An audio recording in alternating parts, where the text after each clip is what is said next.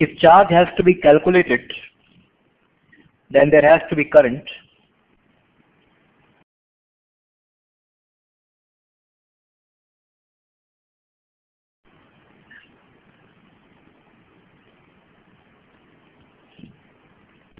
So using Ohm's law, and then writing I equal to dq by dt.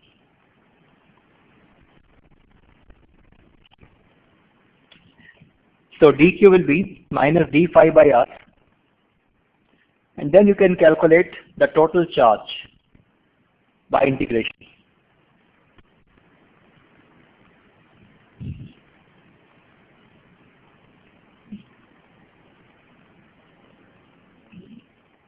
What is the meaning of charge calculation?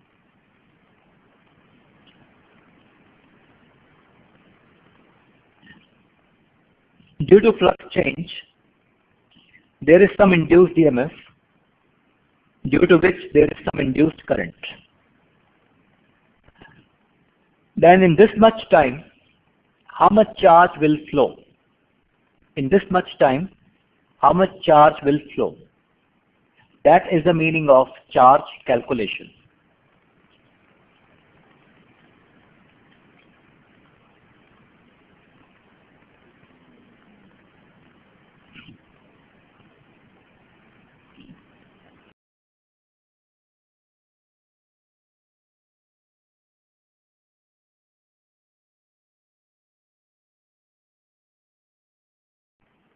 Let me give you an illustration.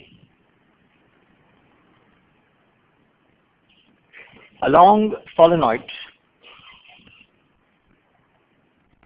of radius 2 centimeters has 100 turns per centimeter and carries a current of 5 amperes. A coil of radius 1 centimeter, the small one, having 100 turns and a total resistance of 20 ohms, is placed inside the solenoid coaxially. Coaxially means they have the common axis. The coil is connected to a galvanometer.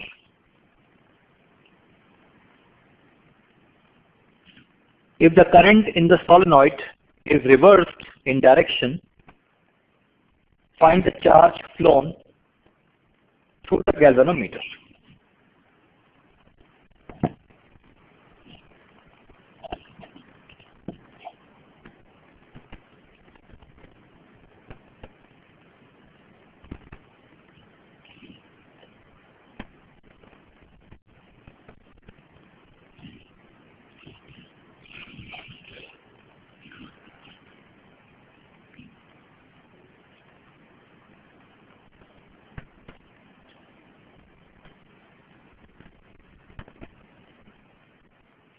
Now here we are talking about charge flown in some process, and the process is the reversal of the direction of current in the solenoid.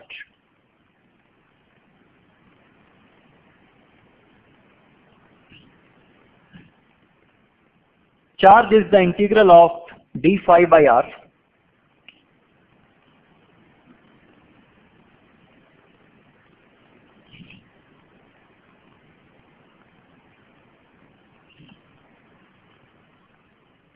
but here we are talking about a process.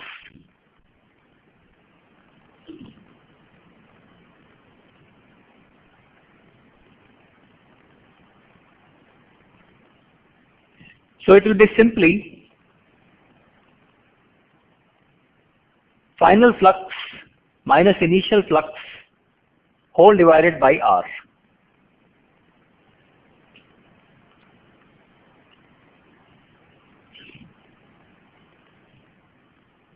Or you can think of it in this manner, that while integrating, R will come out and the limits will be from phi1 to phi2.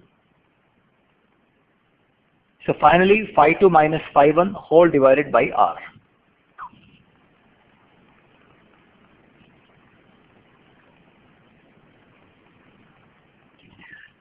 Due to the reversal in the direction of current, the direction of magnetic field will reverse. Suppose I take area vector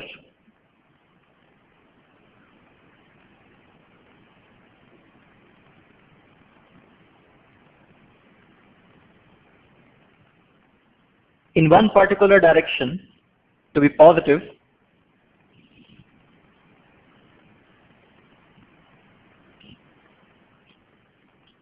then if initially B is making 0 angle with it, then finally B will make 180 degrees with it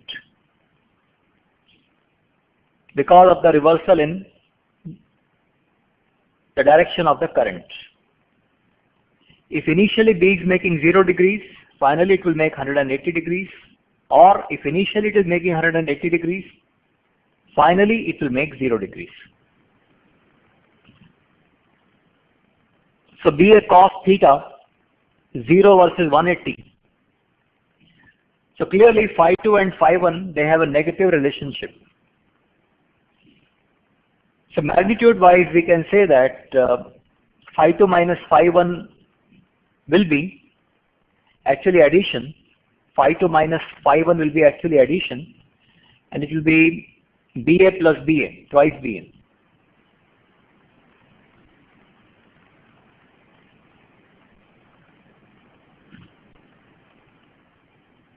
So twice BA divided by R,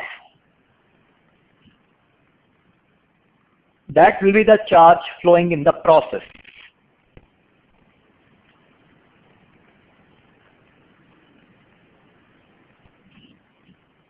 Now what is B?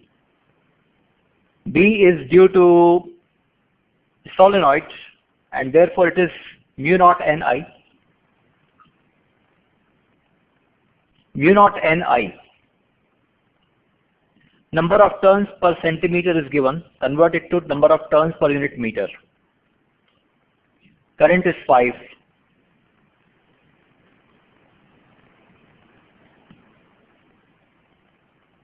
Then what is area?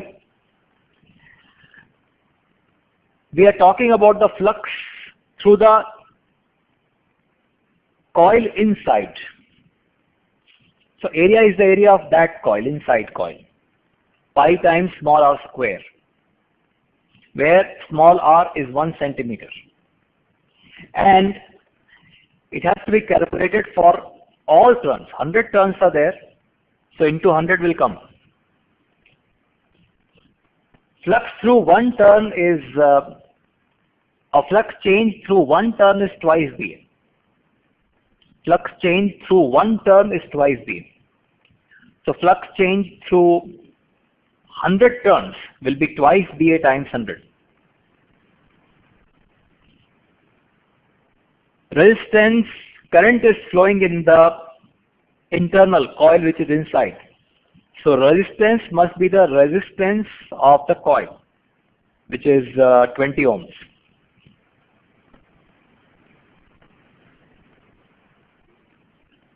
So this much charge will flow through anything which is in series. If galvanometer is in series, this much charge will flow through the galvanometer also. So just do the calculations and see if you are getting 200 microcoulomb as the answer. And any questions, let me know.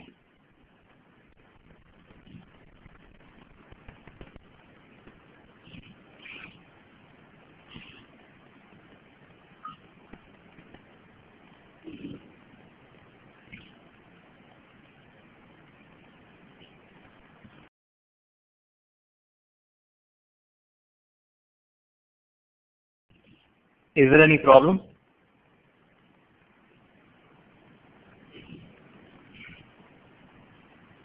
No, sir.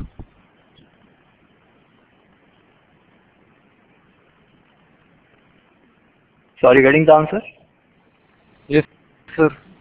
So getting the answer. Yes, All yes, right. getting it.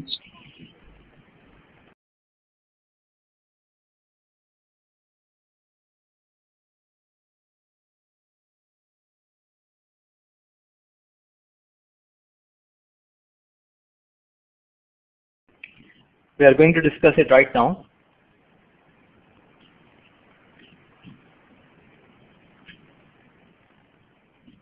Considering what we are discussing at the moment,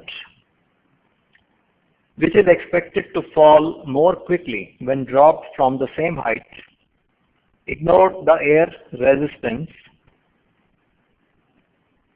ring of copper or ring of wood, both having same geometry.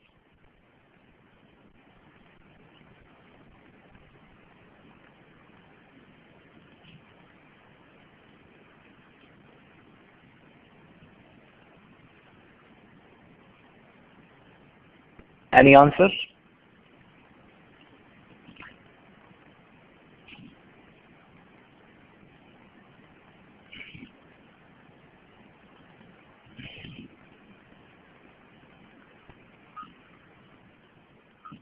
I will give you the clue.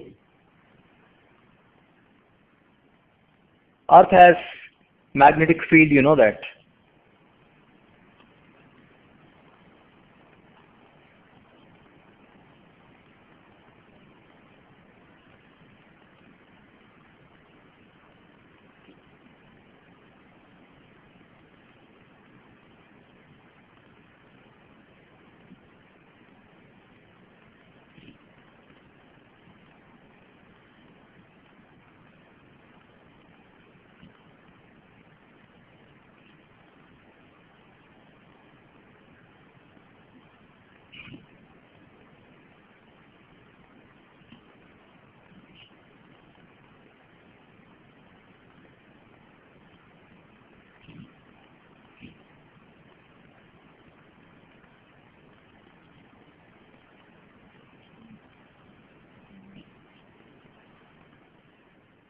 So you have to think about flux.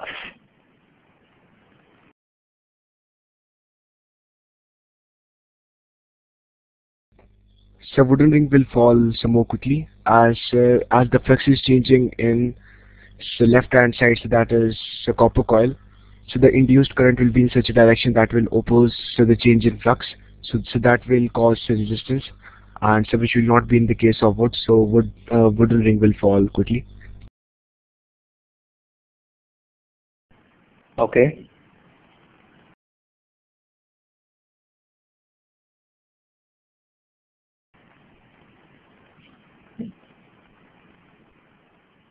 Now this is a theoretical answer. I mean, this question is also theoretical. Earth has magnetic field and it is non-uniform field.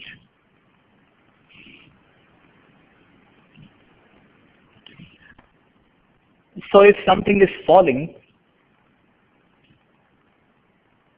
then it will encounter different values of the magnetic field of the Earth.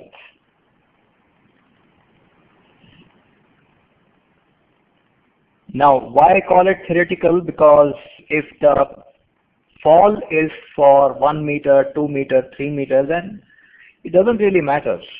The change in Earth's magnetic field will be not worth talking about.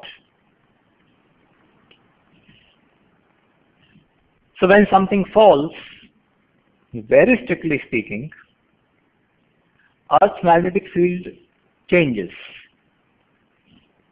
So at some instant of time, the field was something, and then as it falls down, another instant of time, the field is something else.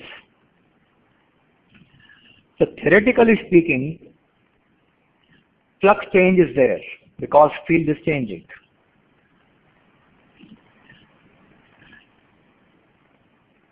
And therefore, there will be induced EMF, And because it's a closed loop, there will be induced current. And that induced current will be such that it will oppose that thing which is making this change happen, and which is the fall basically that is making this change happen. So the current will try to oppose the fall. So it will have some resistance in its fall if it is copper. That's not going to happen in case of wood. So copper will fall slowly, strictly speaking, in comparison to wood. Any metal will fall slowly in comparison to a non-metal. This is theoretical. It will be somewhat meaningful if we talk about great height change. So Earth's magnetic field changes somewhat appreciably. It's not really worth talking about for small height changes like 9.8 for small g. Very minor change in 9.8 with some minor height change. So it's likewise for magnetic field. Any questions? Let me know.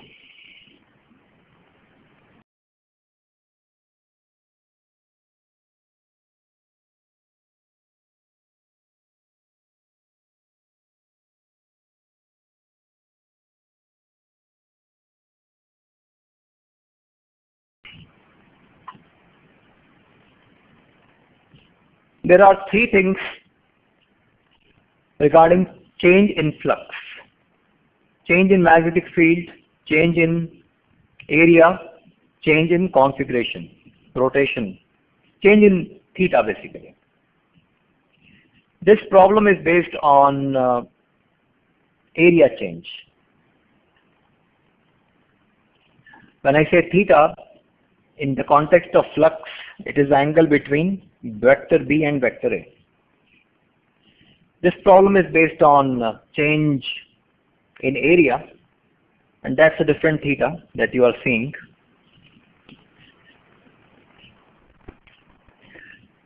There is a frame which is square initially, whose two opposite vertices are pulled with constant speed, due to which it deforms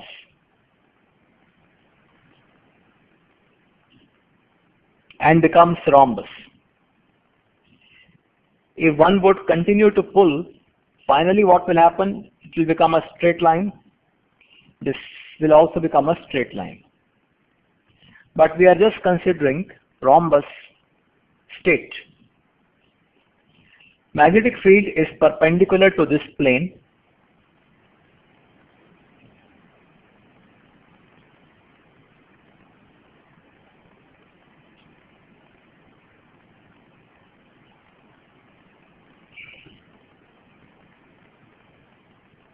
The question is,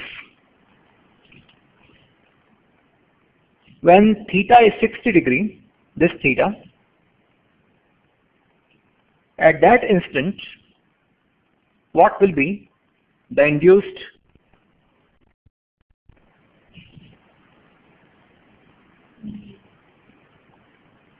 EMF? When theta is 60 degree, at that instant, what will be the induced EMF?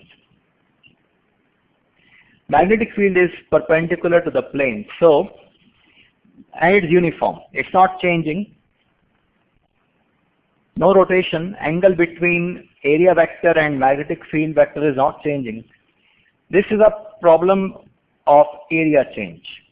Square becoming rhombus, area changes. Let's find out area function. Area of a rhombus is half times diagonal 1 into diagonal 2. A is given to be the edge of the square. It also will be the edge of the rhombus. B is the field.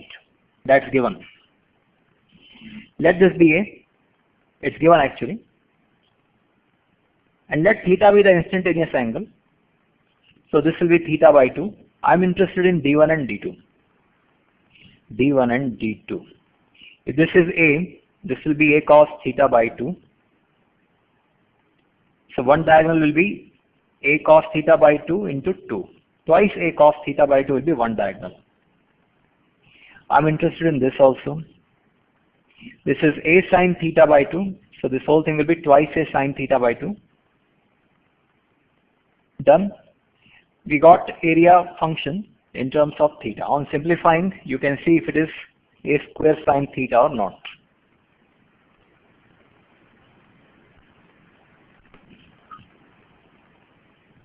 Okay, done. Now comes flux, instantaneous flux. Instantaneous flux will be B multiplied by instantaneous area into cos 0.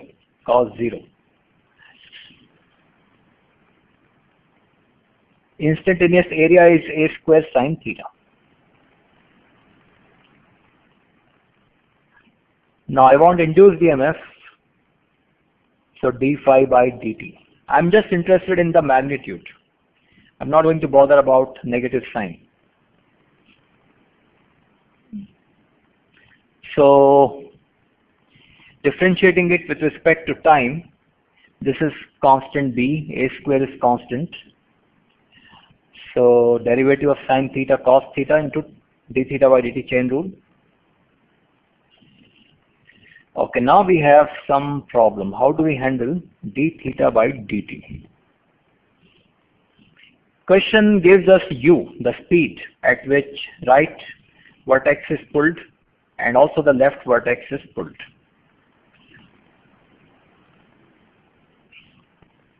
So we will have to connect the two things, d theta by dt and u somehow. Now you know that the center of mass of the frame will not go to any direction. Center of mass won't accelerate, right? So the center of the square or the center of the rhombus, same position. So with respect to center, if this point is at x instantaneous distance, then dx by dt will be u only. Right? This is our observer O.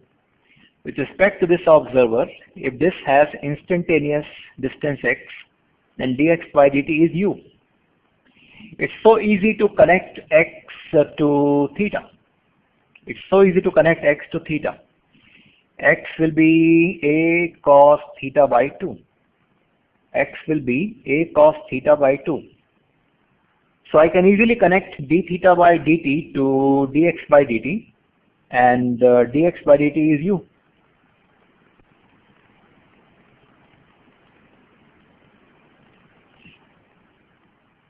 So x is A cos theta by 2, dx by dt is u.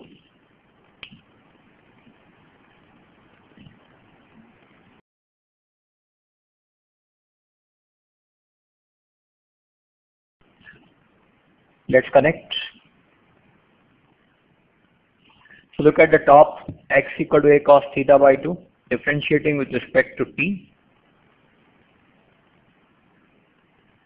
That simple differentiation that you can check.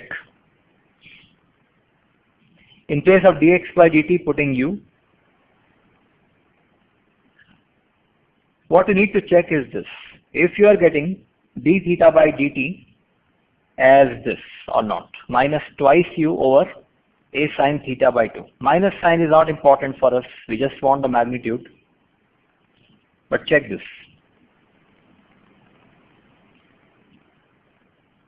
And if you have any problem, then let me know.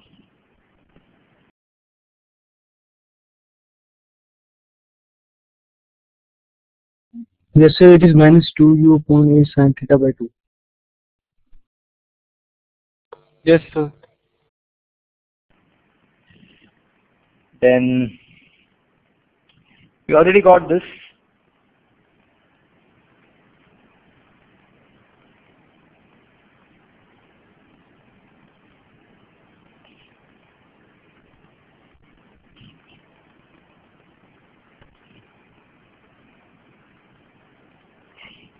isn't it?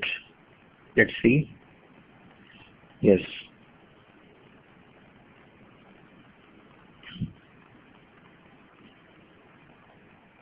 So putting d theta by dt,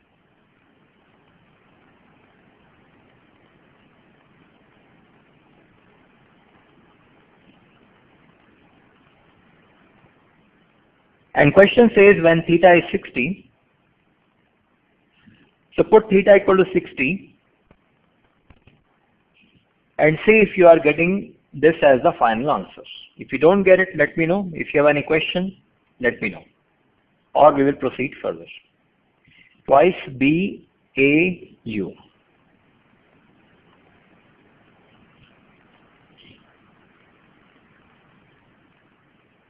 And this is the general answer. This is the general answer. E as a function of theta.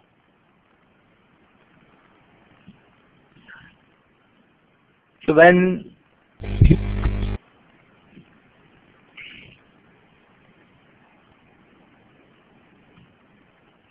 theta is 60, cos 60 and sin 30 will cancel out. It's quite straight actually.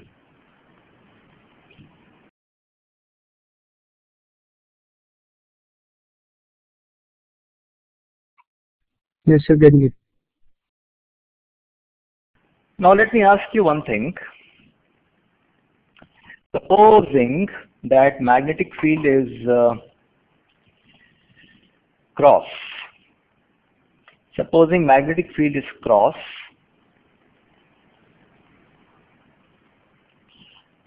what will be the direction of current or sense of current? Will it be clockwise sense or will it be anti-clockwise sense? When theta is 60, will it be clockwise sense or will it be anti-clockwise sense? So clockwise? Clockwise. Let's see. What do you think? A square has more area or rhombus has more area?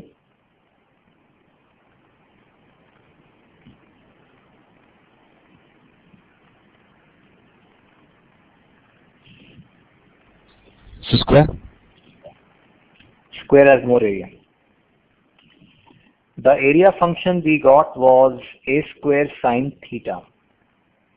A square sine theta was the area function. So for square theta is 90, yes, square will have maximum area. Rhombus will have less area. So basically area is falling. Area is falling. As the 2 points are stretched, pulled, area is dropping and dropping and dropping. Eventually area will become 0 when the whole thing becomes straight line.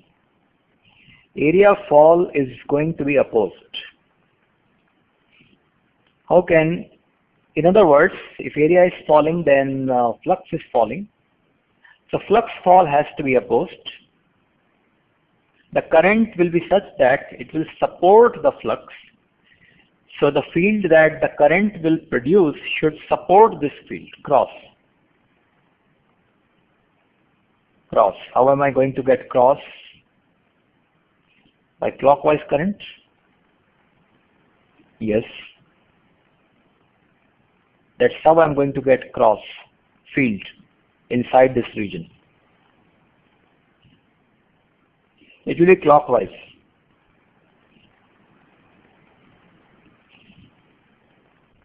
The field generated due to this current will support this field so that the flux reduction is reduced.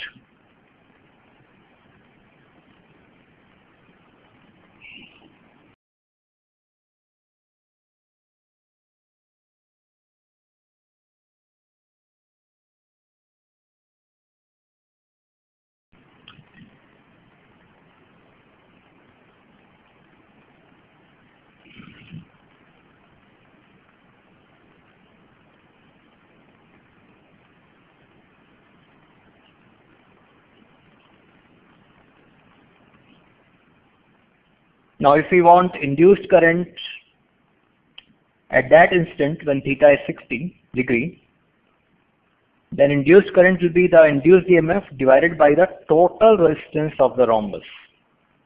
If total resistance is capital R, this will be the current.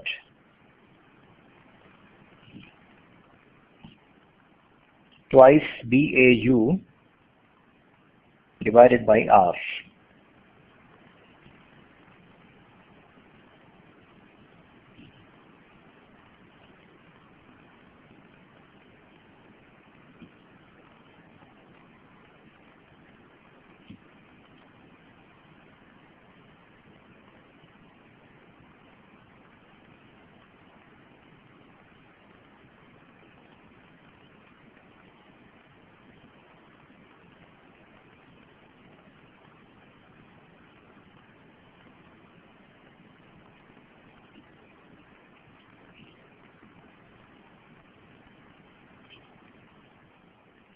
Now suppose another question is that if this process is continued, area falls, falls, falls and finally becomes zero, flat line, this will become twice a straight. Then from the beginning till the very end, in this whole process, how much charge has flown? From the beginning till the very end, straight line, not 60 degree, till the very last, 0 degree. Well, we have already done the math involving charge calculation.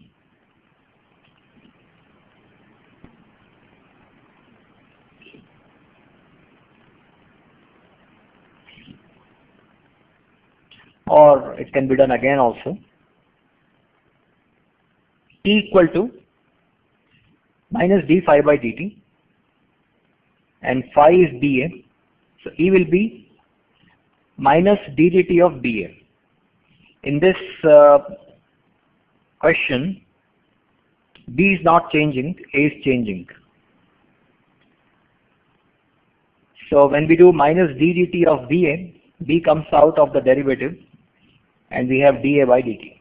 That's E induced, and that will be equal to I times R. I will be dq by dt into R. R is the resistance given. Resistance of the total loop is given as R. So clearly R dq will be minus B dA, and Q will be the integral of this thing, but D is constant, R is constant. Integral of dA will be just final area minus initial area. That's it. That's Q. So if this is the final state, straight line, then the final area A2 is 0, and initial area A1 is the area of the square, which is A square. So the total charge that has flown will be this in the whole process, here to here. A square B by R is the answer.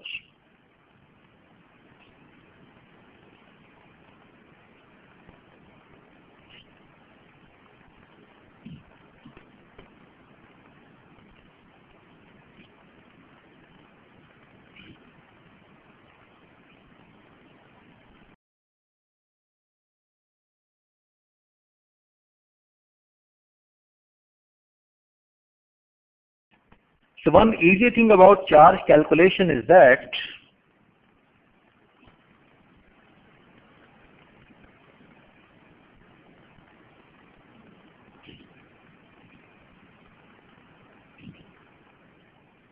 it just depends on the initial and the final points. That's it. We got this right. Q equal to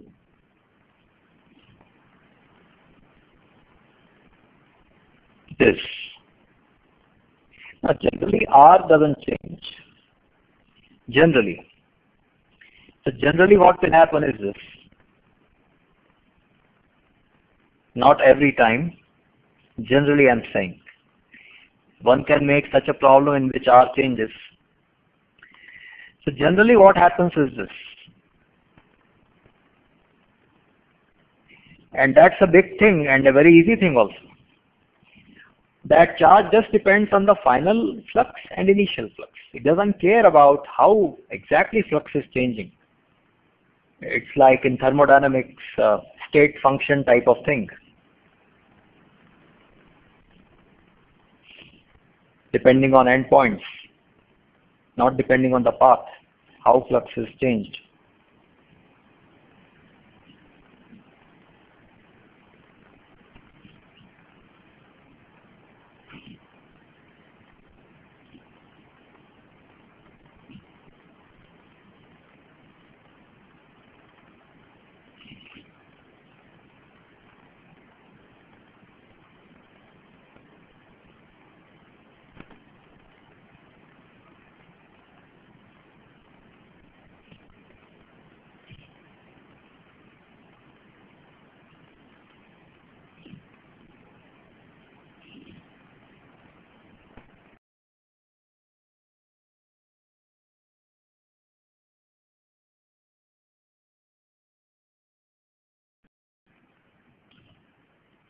You can see that it's the North Pole here. This is a horizontal circular coil. So it's a horizontal plane like your table. On top of your table, you can imagine something like this magnet, bar magnet. As a result, the flux through the coil changes. It is brought down. Brought down means if North Pole comes closer, then magnetic field has to increase. Area doesn't change, but magnetic field increases. So flux has to increase. So 0.35 to 0.85 makes sense. This is happening in half a second. Find the average EMF induced during this period. Very simple. Average EMF just looks at the final flux and initial flux. Final minus initial flux, all divided by the time interval. So 0.85 minus 0.35. That is 0.5. 0.5 divided by half. Half is also 0.5.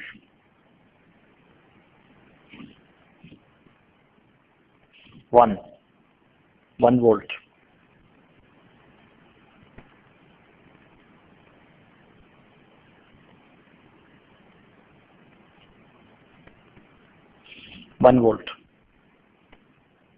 Average EMF. Is the induced current clockwise or anti-clockwise as you look into the coil from the side of the magnet? Now this you can try.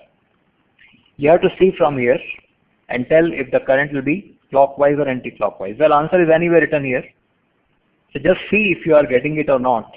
Otherwise, tell me if you have any problem.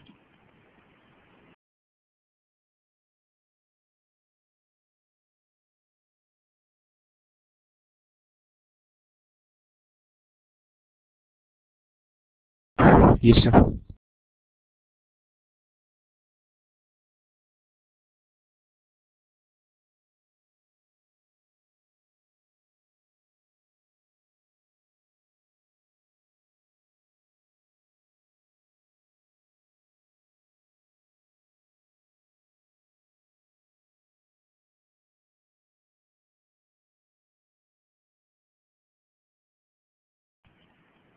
A uniform magnetic field is there in the region, and wire loop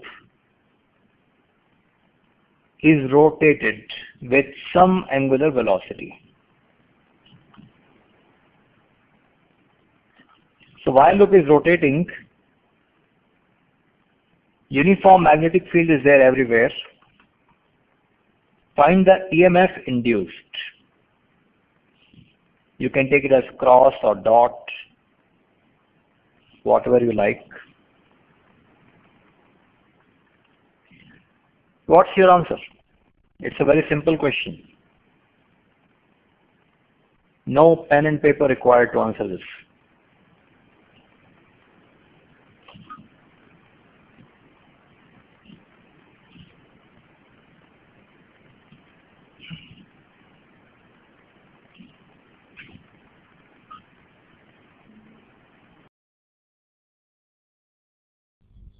So 0.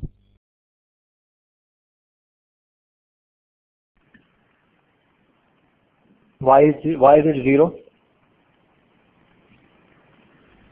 So because there is not any flux change. And why there is no flux change? So because say it's rotating in the same uniform magnetic field, so which is not a change in area orientation, so not in area. Okay.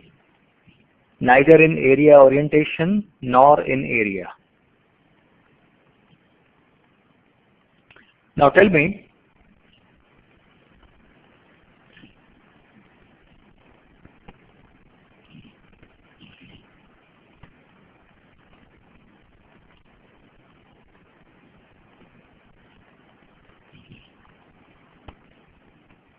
why don't we have 0 answers for this type of situation? Magnetic field is like this. This is the axis about which some metal coil is rotating. We don't have 0 answer for this situation. So what's the difference in the two cases? So in the previous case, the rotation was coaxially. Say it's not coaxially, and so the area vector and the angle between the magnetic field is still changing constantly. So from 0 to 180. Magnetic field is not changing constantly. B is same. So angle between area vector and the magnetic field. Yes, exactly. Exactly. Angle is changing between area vector and magnetic field here as it rotates. Otherwise, other two things if you see, area is not changing, magnetic field is not changing. It's the orientation case. Here, area is not changing, it's just rotating like this. Magnetic field is not changing, and area vector is either towards you or is into the screen, always. Magnetic field has fixed direction, area vector has fixed direction. How can the angle between them change, area vector and field? So none of the three is changing. So the answer is 0. Any questions? Let me know.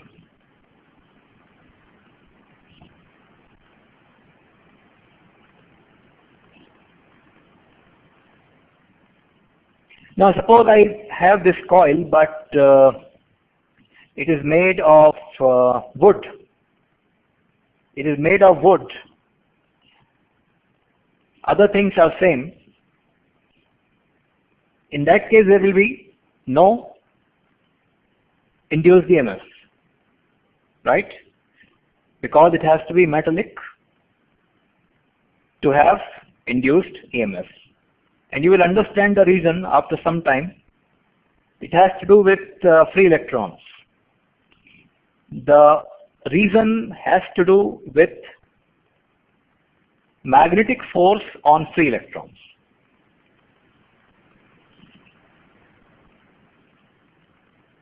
And you don't have such free electrons inside wood. So there will be no origin.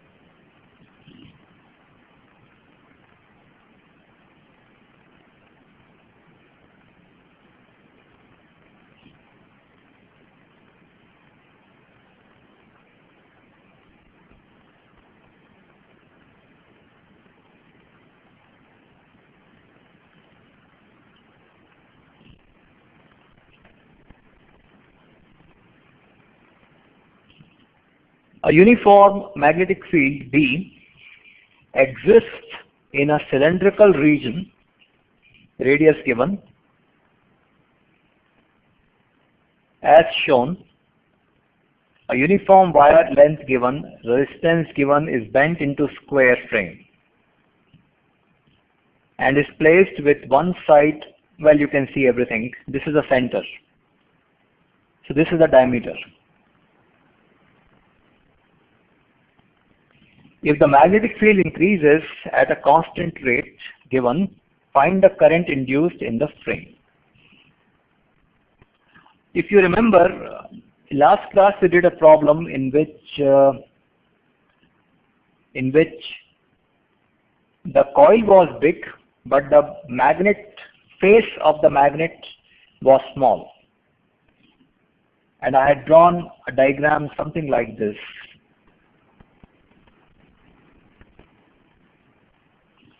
Magnet was only in this region, but the coil was big. So I was talking about flux calculation in such a case. If magnetic field is only in this region and the coil is so big, we will only see what region magnetic field is present for flux calculation. The total flux will not be this magnetic field into this big area, but the total flux will be this magnetic field into this area only, even though the coil is this big.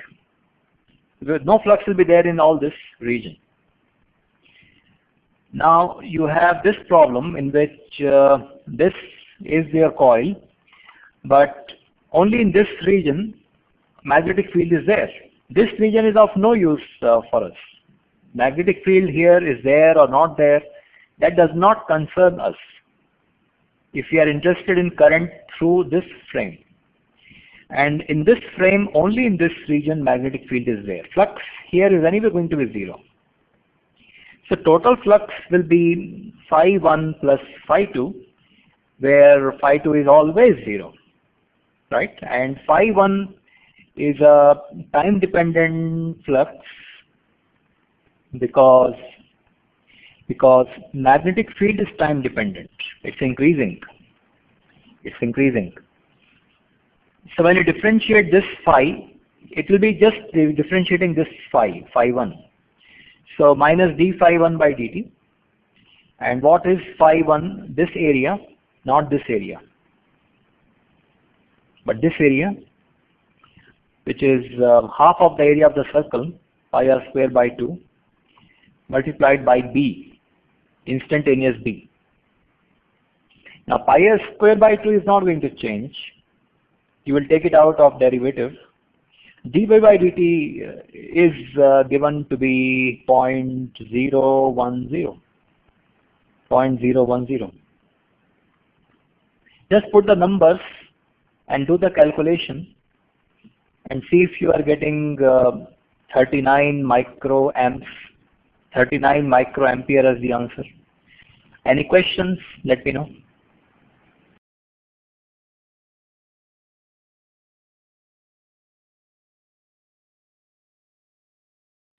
Forgetting, sir. Now, if there are any questions, let me know, or we discuss something else.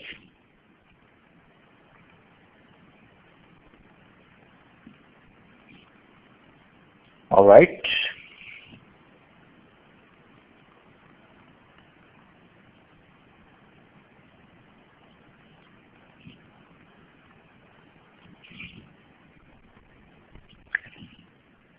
Shield or protection. Protecting something from changing magnetic fields outside. Protecting something from changing magnetic fields.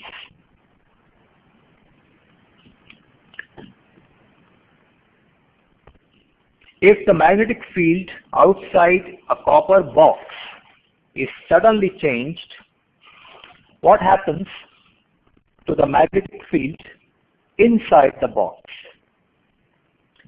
Such low resistivity metals are used to form enclosures which shield objects inside them against varying magnetic fields. So imagine some copper box. Magnetic field outside it is suddenly changed. So when it's outside, imagine it is everywhere there.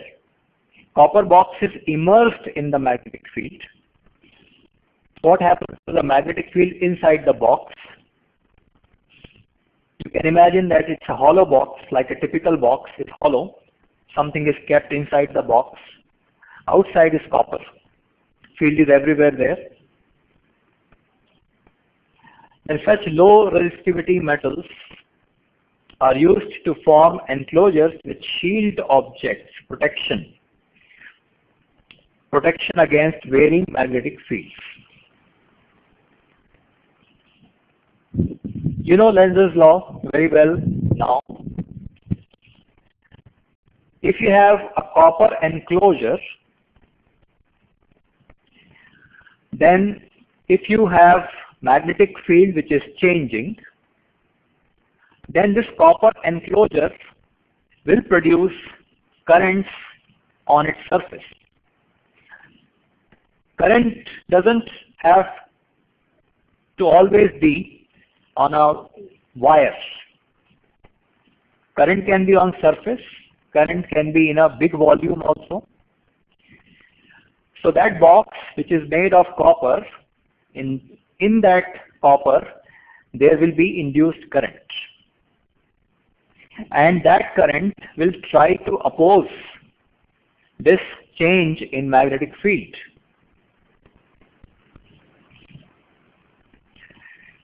And why do we take low resistive metal? Why do we take copper, for example? Why don't we take something cheap as aluminum? Because you want high current to oppose that change. High current can oppose the change better because large current can produce larger field on its own, and that field will oppose the change. That's why copper and not something like aluminum or something else. So that the current can be substantial and which can oppose this change better. So the end result is that whatever variation is taking place in magnetic field, there will be induced current in that copper, and that will oppose that change. So whatever is inside the box, that thing is protected from this variation in magnetic field to some extent.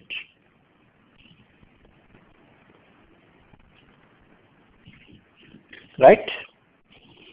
So that's the concept of shield.